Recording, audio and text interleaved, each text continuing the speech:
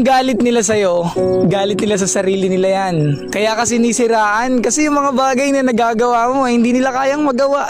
Mabilis lang tong sasabihin ko. Madalas, yung mga tao na naninira sa'yo at mga tao na nagkikwento ng pangit na ugali mo sa iba, sila talaga yung may taong inggit. Sila talaga yung may mga pangit na ugali sa sarili nila. Ingat po kayo palagi, stay safe and God bless. Pag ako lang talaga sumahod sa Facebook, libre ko ng sine mga maratis sa amin. May kasama pang popcorn. Sila kasi yung palihim na nanonood ng video ko.